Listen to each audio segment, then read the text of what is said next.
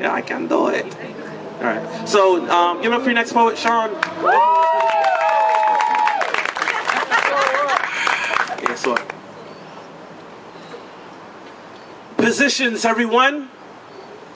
From the diaphragm on my cue. There's an entire choir made out of an orphanage in Uganda where the orphans sing like organs. Fluorescent light shoots out of their voices to the point where their hallelujahs are blinding. I never met them, but I did meet Jim. My name is Faceless to most, but I answer to Jim. All I know is that I was born in an army base in North Carolina. Mommy and daddy split. Next thing I know, like cargo, I was packaged and shipped to Indiana. A 6-month intention turned into some 18 years. Auntie was basically forced to adopt me. Emotional tug of war for decades. Anger settled at the bottom of my glass heart like pebbles. Silhouettes of suicide seduces my senses, and suddenly, sometimes I find myself competing with not even existing. Thinking that perhaps with casket and cold body, the chances were higher that someone would kiss me, would validate my presence or gifting. But the Lord goes gleaning. He plucked me out of a cornfield in Indiana, uses me as cornbread to feed many. There's a dinner table full of misfits that fit right into God's plan. Can somebody say grace? Man, this is just some of my story. And I did meet Leah. My name is Faceless to most, but I answer to Leah. I watched Daddy overdose on heroin when I was 3 years old, but remember it as though it were earlier today. Mommy moved us from Manhattan to Apopka, Florida. To aunts and uncles, I was just known as my crazy sister's daughter. Out of control of the situation, I refrained from conversations. Mommy's questionable lifestyle landed her locked up, leaving me, Leah, like leftover luggage family wasn't prepared to carry. I hated being everybody else's burden.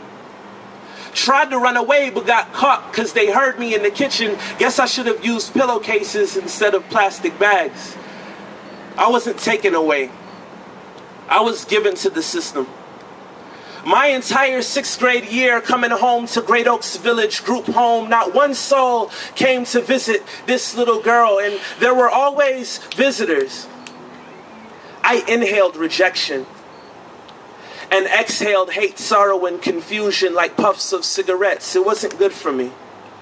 You know, the foster care glasses are really cheap and plastic, and with the gap in my teeth, man, how mean they can be to a half-white, half-Latino nobody who needed a friend. Eventually, a family takes me in.